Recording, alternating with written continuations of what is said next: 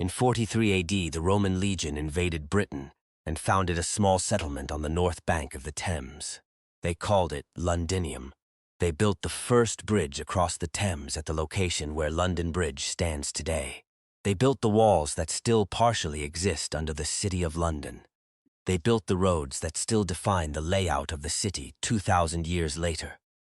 The Romans didn't invade London. They built it, and now they're back. 60,000 Roman legionaries have just crossed the English Channel and landed on the Kent coast.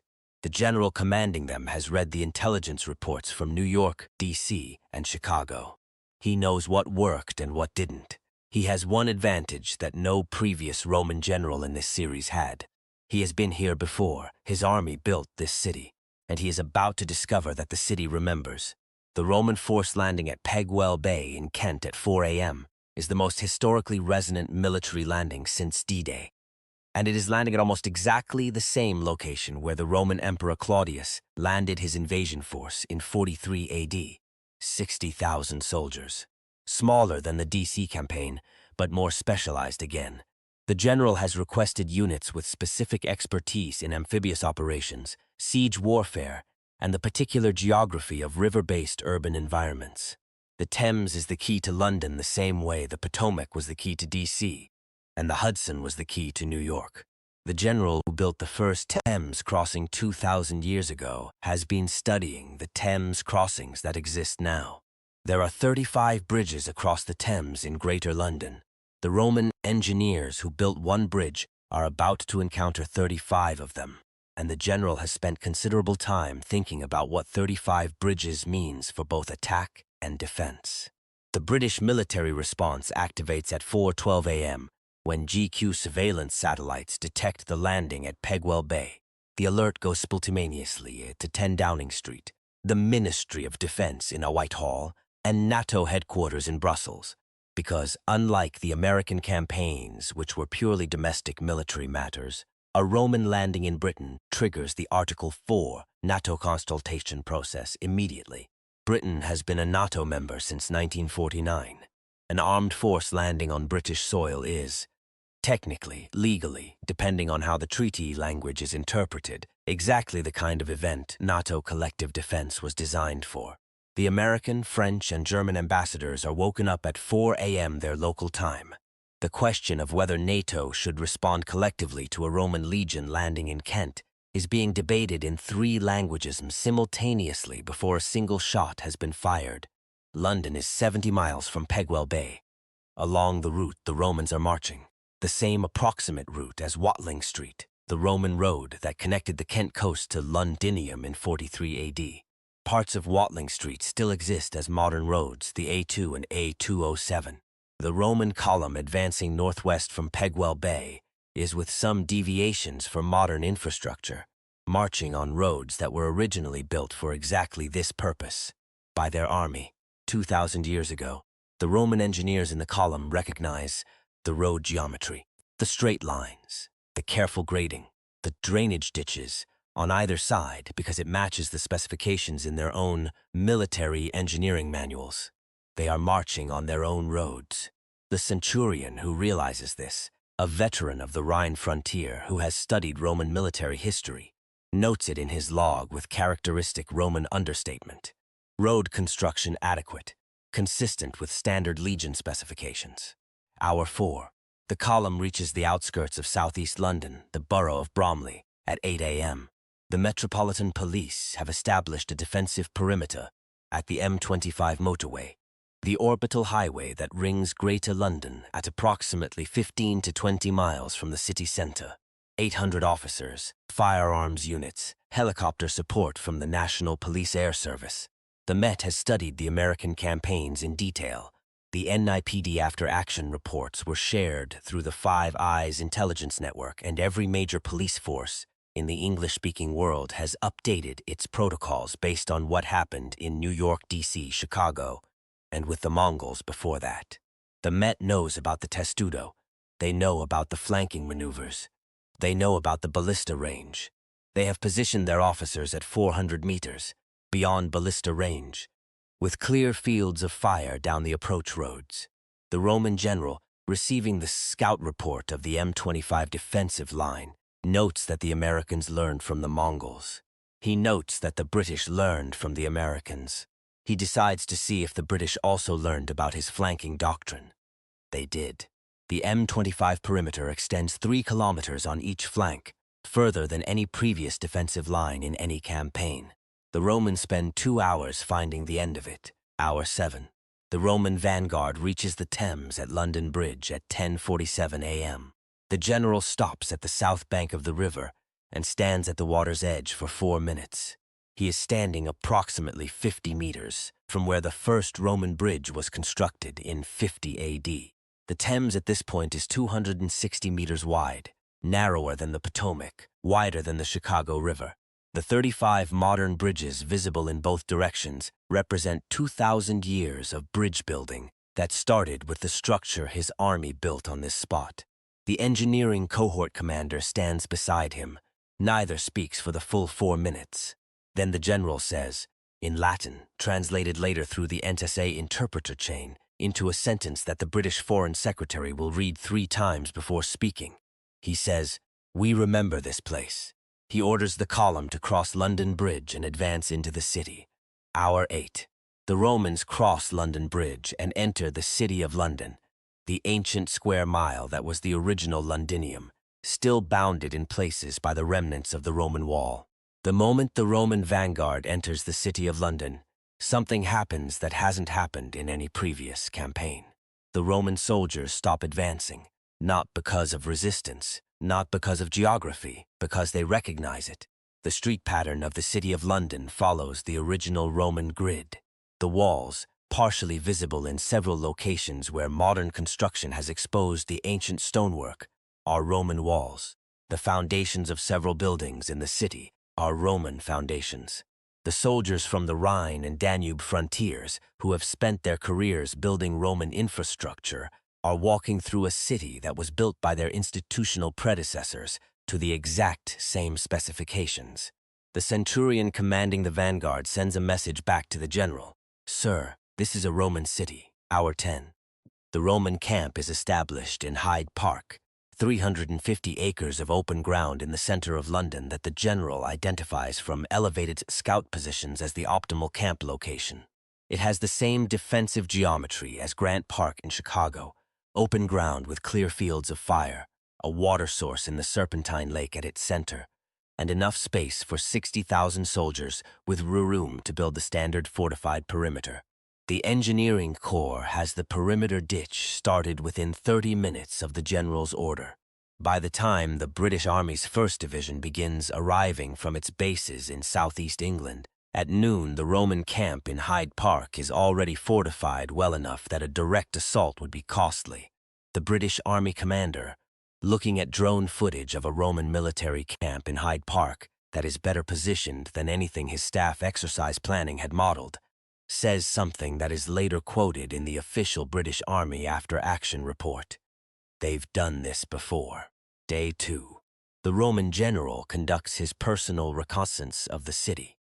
Not from the Washington Monument this time, but on foot, walking the streets of the city of London with a small escort, looking at the walls, the street patterns, the foundations. He enters the Museum of London, the institution dedicated to the history of the city from prehistoric times to the present. He spends 3 hours inside. The Museum of London contains the largest collection of Roman artifacts in Britain: pottery, tools, weapons, personal items, inscriptions, entire sections of the Roman wall reconstructed inside the museum. The general walks through the Roman galleries of his own city's museum, looking at objects from his own civilizations, displayed behind glass with explanatory plaques in a language he cannot read. He stops at a display of Roman military equipment, a legionary's helmet, a scutum, a gladius, and examines them for 8 minutes. The museum guard standing nearby later tells journalists, "He looked at the helmet like he was checking if it had been cleaned properly." Day 3. The political dimension of the London campaign is more complex than anything in the American campaigns, because London is not just a British city. It is a global city, the financial capital of Europe, home to 9 million people from every nation on Earth, the the seat of a government with treaty obligations to 29 NATO allies. The NATO Article 4 consultations that began when the Romans landed in Kent have produced a joint communiqué calling for a peaceful resolution, but no military commitment from other NATO members. Partly because the Romans have not attacked any NATO asset, partly because the legal question of whether a Roman legion constitutes the kind of threat, Article 5, was designed for remains genuinely unresolved among NATO's legal advisors. The French position, communicated privately to the British Foreign Secretary, is that the Romans are technically a pre-treaty entity and Article 5 probably doesn't apply. The German position is that the legal question is interesting, but that Germany is not deploying troops to Hyde Park to fight Romans regardless of what the treaty says. Day 5. The supply question in London has a dimension it didn't have in any American city. London is a global financial center. The city of London's square mile that the Romans recognized as their original settlement contains the headquarters of banks, insurance companies, and financial institutions that collectively manage trillions of pounds in assets. The Roman camp in Hyde Park is 1 mile from the Bank of England. The psychological effect of a Roman military camp, 1 mile from the Bank of England on global financial markets, is measurable and significant. The pound has dropped 8% since the landing. London commercial property values have dropped 12%, and Lloyd's of London has activated its war risk clauses on every policy covering London assets. The economic disruption of the Roman presence in London is not caused by what the Romans are doing. It is caused by what the global financial system thinks they might do. The most powerful financial city in Europe is being economically damaged by a force that has not broken a single window. Day 7. The negotiation opens in the Guildhall, the medieval civic center of the City of London that stands on the site of the Roman amphitheater of Londinium. The choice of location is the British Foreign Secretary's, and it is deliberate. The Guildhall's Roman foundations are visible in its basement, accessible through a permanent museum display. She wants the negotiation to happen in a building whose foundations the Romans built. The Roman general, informed of the location through the interpreter chain, sends back one word in response: appropriate. The negotiation that follows over the next 4 days is the most historically layered diplomatic event in British history. 2 parties negotiating the future of a city that one of them built, in a building whose foundations that party constructed, about terms that neither party has a precedent for, in a language that requires 3 intermediaries to transmit between them. Day 9. The negotiation reaches its critical moment when the Roman general makes a demand that neither the British Foreign Secretary nor any of her advisors anticipated. He wants to see Hadrian's Wall, not as a military objective. He has made no move toward the north of England and has explicitly confirmed through the interpreter chain that his force has no interest in territory beyond London. He wants to see it as. The interpreter struggles with the Latin for several minutes before settling on the word, as a monument. The wall that his institutional predecessors built across the top of Britain in the 2nd century AD is, to the Roman general, what the Vietnam Veterans Memorial is to an American veteran, a structure that represents the cost of what his organization achieved. He wants to see it before he leaves.